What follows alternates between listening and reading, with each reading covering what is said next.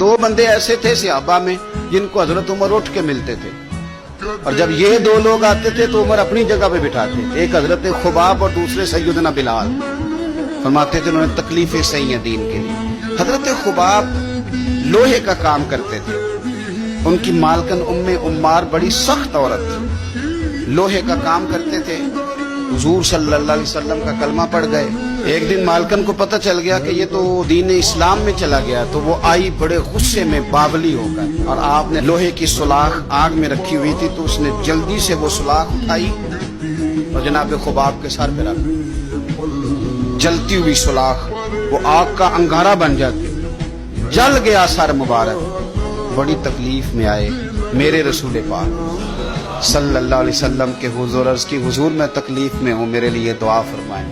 حضور نے کیا جملے کہے، قربان جائیں مدینے والے کی دعاؤں پر، حضور کی دعاؤں پر بھی قربان۔ اور میرے اعلیٰ حضرت فرماتے ہیں جب نبی پاک دعا کرتے تھے تو دعا اوپر نہیں جاتی تھی، قبولیت نیچے آ جاتی تھی، اللہ قبولیت کو نیچے بھیجتا تھا کہ وہ میرے نبی نے دعا کیا، جا کے قبول کر اسے۔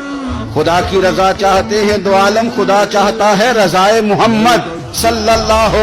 علیہ وسلم۔ اجابت کا جوڑا، عنایت کا صحرا، دلہن بن کے نکلی دعائے محمد، اور اجابت نے جھک کر گلے سے لگایا بڑی ناز سے جب دعائے محمد صلی اللہ علیہ۔ تو رسول پاک صلی اللہ علیہ وسلم نے دعا کی، اور دعا کیا کی حضور نے؟ نبی پاک نے دعا دی، اے اللہ میرے خباب کی مدد فرما، اے اللہ میرے خباب کی۔ دعاؤں کا رنگ ہوتا ہے اگرچہ ہمیں نظر نہ بھی آئے، حضور نے دعا کر دی۔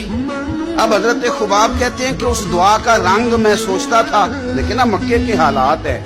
اور زیادہ کثرت سے تعداد کافروں کی ہے اور طاقت میں بھی کافر ہیں، اسلام پہ بظاہر غربت ہے، اب اس دعا کا رنگ کیسے نظر آئے؟ لیکن اگر کرم کرنے والا اللہ ہو تو پھر ضروری نہیں کہ ظاہری اسباب لوگوں کی نظر میں آئیں، پھر وہ رنگ بنا لیتا ہے، پھر وہ ساری رحمتیں خود بخود فرما دیتا ہے۔ حضرت خباب کہتے ہیں وہی میری مالکن عمار بیمار ہو گئی، اتنی بیمار ہوئی اس کے سر میں کچھ درد اٹھا، اتنی تکلیف کہ ہر طبیب، ہر حکیم، ہر جگہ گئی،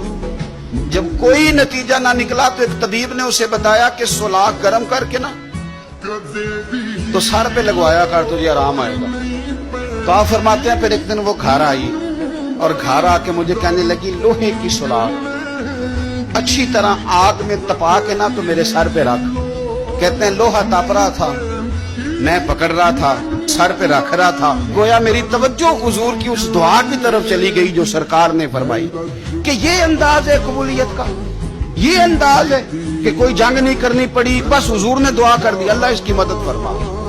تو کچھ فیصلے اللہ پہ بھی چھوڑ دینے چاہیے، بڑی جلدی رب کریم وہ فیصلے فرما دیتا ہے اور بڑی جلدی انصاف ہوتا ہے۔